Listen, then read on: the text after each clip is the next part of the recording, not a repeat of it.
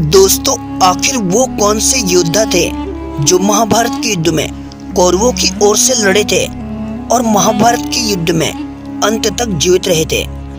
आज से करीब 5000 वर्ष पहले कुरुक्षेत्र के मैदान में महाभारत का युद्ध कौरवों और पांडवों के बीच लड़ा गया था। यह महाभारत का युद्ध प्राचीन समय का सबसे विशाल युद्ध था, जो कि लगभग 18 दिनों तक चला था, जिसमें कौरवों को 11 और पांडवों को 7 अक्षौहिणी सेना प्राप्त थी। साथ ही युद्ध का अंत कौरवों की हार और पांडवों की जीत से हुई थी। हालांकि महाभारत के युद्ध का परिणाम भगवान श्री कृष्ण समेत भीष्म पितामह, ऋषि वेदव्यास, सहदेव, द्रोणाचार्य, कृपाचार्य और संजय को पहले से ज्ञात था। कौरवों और पांडवों की ओर से लड़े गए इस महाभयानक युद्ध में कौरवों के कितने योद्धा जीवित बचे, आज की इस वीडियो में हम जानेंगे। नंबर पहला, युयुत्सु। धृतराष्ट्र का एकमात्र पुत्र युयुत्सु था। कहा जाता है कि जब गांधारी गर्भवती थी, तब धृतराष्ट्र ने एक दासी से समागम किया, जिसके बाद युयुत्सु का जन्म हुआ। युयुत्सु का जन्म अन्य कौरवों के समय ही हुआ था। अंततः वो अन्य कौरवों की आयु का था। वह कुरुक्षेत्र युद्ध में जीवित बचे योद्धाओं में से एक था। युयुत्सु का नाम इसीलिए प्रसिद्ध है क्योंकि उसने सदाचार का मार्ग चुना। कौरवों के होने के बावजूद भी वह पांडवों की ओर से लड़ा था। वह एकमात्र कौरव है जो पांडवों के लिए लड़े थे।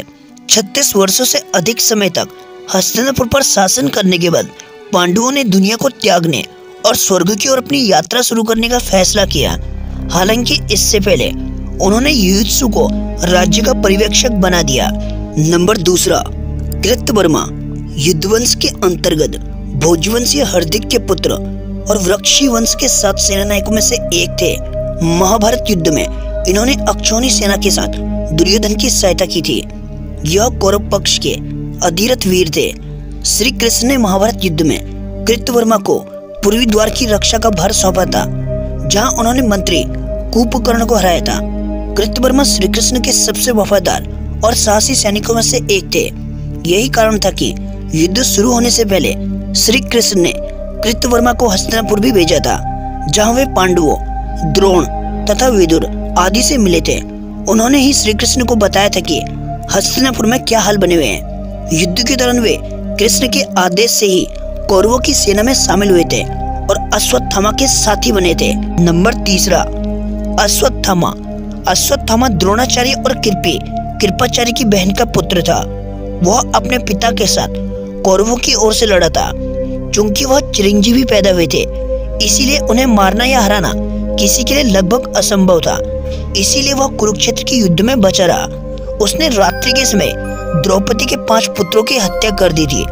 इसलिए भगवान श्री कृष्ण ने अश्वत्थामा को श्राप दिया कि वह 3000 वर्षों तक अपनी चोटों से खून और पीप से बहता हुआ जंगलों में घूमता रहेगा और मौत के लिए चिल्लाता रहेगा। ऐसा माना जाता है कि आज भी वो पृथ्वी पर भारत में नर्मदा नदी के आसपास विचरण कर रहा है। नंबर चौथा, कृपाचार्य। कृपाचार्य पांडवों और कौरवों दोनों के गुरु थे। उनकी बहन का विवाह द्रोणाचार्य से हुआ था। वह भी अश्वत्थामा की तरह 8 चिरंजीवियों में से एक है।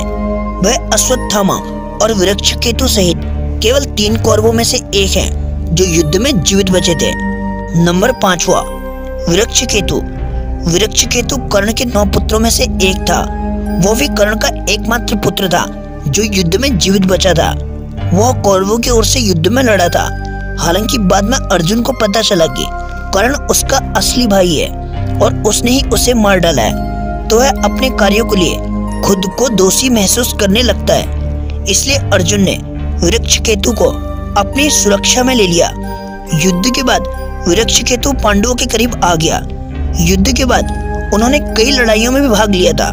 हालांकि बाद में अश्वमेध यज्ञ के दौरान अर्जुन के पुत्र बब्रुवाहन ने उसका वध कर दिया।